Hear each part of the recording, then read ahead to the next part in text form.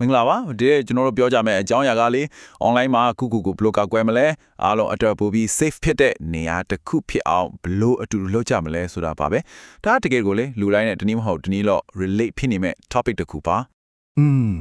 အားလုံးပဲဒီလိုမျိုးကြုံဖူးကြမယ်ထင်တယ်ဖုန်းထဲကို notification တစ်ခုဝင်လာတယ်အဲ့ဒါကိုဖွင့်ကြည့်လိုက်တာနဲ့တနေ့လုံးအတွက်ကိုယ့်ရဲ့မှုကြလုံးဝထိုးကျသွားတာမျိုးလေအဲ့ဒီခံစားချက်အဲ့ဒီ feeling နဲ့ပဲဒီနေ့ရဲ့အကြောင်းအရာကိုစလိုက်ကြရအောင်ကဲဆိုတော့ cyberbullying ဆိုတာရောဘာကြီးလဲတကယ်မှအဲ့ဒါကဘာကိုဆိုလိုတာလဲဘလို့ပုံစံတွေနဲ့ဖြစ်နေတာလဲဆိုတော့ကိုတစ်ချက်ချင်းစီတေချာလေးကြည့်လိုက်ကြစို့အယူရှင်ဆုံးဖော်ရရင်ပေါ့နော် cyberbullying ဆိုတာကဖုန်းတွေကွန်ပျူတာတွေလိုမျိုး digital ပစ္စည်းတွေကိုသုံးပြီးတော့တခြားတစ်ယောက်ကိုတမင်တသက်အရွယ်ကျဲရှိနဲ့စိတ်ပိုင်းဆိုင်ရာနားကျင်အောင်လုပ်တာရှက်တော်အောင်လုပ်တာဒါမှမဟုတ် change ချောက်တာအဲ့အမျိုးတွေကိုခေါ်တာပါပဲCyberbullying ကပုံစံအမျိုးမျိုးနဲ့လာတတ်တဲ့ဥပမာ Facebook တို့ TikTok တို့ Insta တို့မှာတွေ့နေကြ hate comment တွေရေးတာမျိုးပေါ့ပြီးတော့မဟုတ်မမှန်တဲ့ခေါ်လာဟော်လာတွေလျှို့ဝှက်ချက်တွေကိုဖြန့်တာမျိုးအစိုးဆုံးက fake account တွေလုပ်ပြီးသူများရောင်ဆောင်တာတွေပေါ့လေအဲ့ဒါတွေမကတည်ဘူးနော် group chat တွေ game တွေကနေတမင်တကာဖယ်ချင်ထားတာမျိုးခွင့်ပြုချက်မရှိဘဲ private ပုံတွေကို share တာ DM ကနေသစင်ချင်းချောအချက်ကင်တာဒါတွေအားလုံးက cyberbullying ရဲ့ပုံစံတွေချိပါပဲ Okayဒါဆိုရင်ဘာဖြစ်လို့ဒီကိစ္စကဒီလောက်တောင်ခံစားရခဲ့တာလဲဘာလို့ဒီလောက်ကြီးနာကျင်ရတာလဲပေါ့ဒါကလေတချို့တွေပြောသလို online ဘောက drama လေးတစ်ခုပါကွာဆိုတာမျိုးနဲ့အများကြီးပိုလင်းနေပါတယ်ဒါကတကယ်ကိုနာကျင်ခံစားရတဲ့အရာတစ်ခုပါ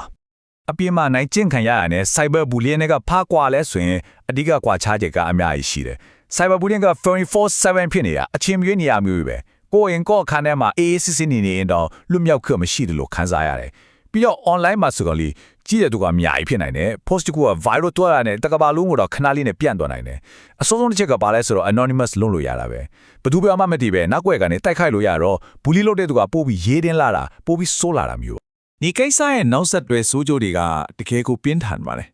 စိတ်ပိုင်းဆိုင်ရာမှာဆိုရင်စိုးရင်စိတ်တွေများတာစိတ်တက်ကြလာတွေဖြစ်ပြီးကိုတန်ဖိုးထားတဲ့စိတ်တွေယုံကြည်မှုတွေပျောက်ဆုံးလာတတ်တယ်ပြီးတော့ကြောင်းမှာဆိုရင်လည်းစားကိုအာယုံစိုက်လို့မရတော့ဘူးအဆင့်တွေကျလာတယ်နောက်ဆုံးမှတော့လေ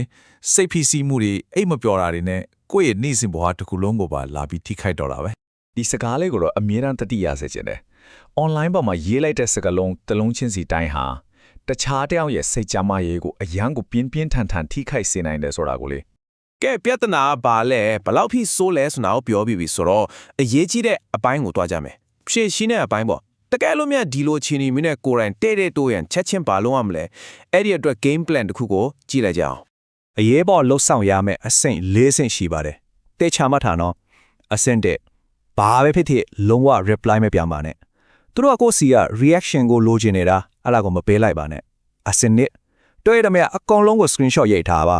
ဒါကကိုယ့်ရဲ့အရေးကြီးဆုံးတက်သေးပဲ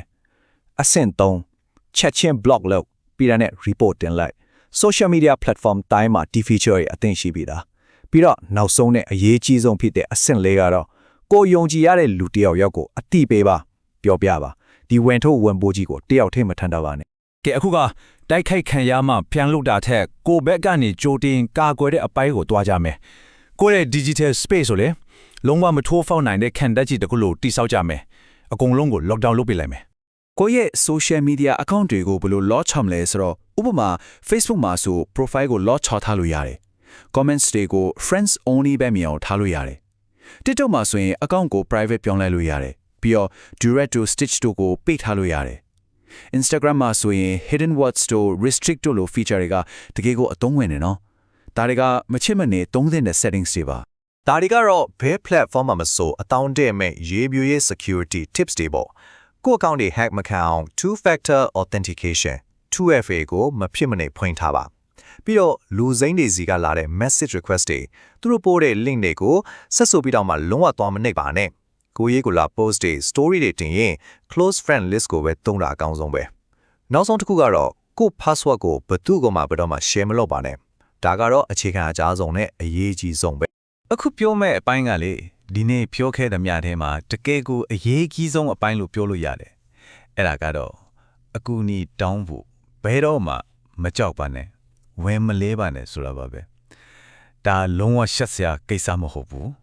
ဒါလောကလောကမဲ့မှန်ကန်တဲ့အရာတစ်ခုပါတခုတေးချမှတ်ထားစေချင်တာကလေးအကူအညီတောင်းတဲ့ဆိုတာအားနည်းချက်ကိုပြနေတာလုံးဝမဟုတ်ဘူး တကယ်တော့အဲ့ဒါကကိုကာကွယ်ဆောင်ရှောက်တတ်တဲ့အရာကိုအားရှိရဲ့လိုရက်တစ်ခုတကယ် power move တစ်ခုပါကိုမီပါတွေဆရာတွေဒါမှမဟုတ်ကိုတကယ်ယုံကြည်ရတဲ့တငယ်ချင်းတွေကိုဖွင့်ပြောပြဖို့ဘယ်တော့မှမကြောက်ပါနဲ့ နောက်ဆုံးအနေနဲ့အားလုံးကိုအားပေးစကားအနေနဲ့ပြောချင်တာကတော့ဒီလိုမျိုးခက်ခံစားနေရတာဟာကိုတယောက်တည်းလုံးဝမဟုတ်ပါဘူးဆိုတာကိုပါပဲ ဆိုတော့အဆုံးသတ်အနေနဲ့မိခွန်းလေးတစ်ခုနဲ့ခြံထားခဲ့ခြင်းပါတယ်အင်တာနက်ဆိုတဲ့ဒီနေရာကြီးကိုလူသားရဲ့အတွက်ပို့ပြီးဘေးခင်းပြီးပိုကောင်းတဲ့နေရာတစ်ခုဖြစ်လာအောင်ကျွန်တော်တို့တွေအတူတကွဘလူးများတိစောက်သွားနိုင်ကြမလဲအဲ့ဒီကြောင့်လေးကိုအားလုံးပဲစဉ်းစားကြည့်ကြရင်းနဲ့ online မှာ long term ဘေးခင်းကြပါစေလို့ဆုတောင်းပေးလိုက်ပါတယ်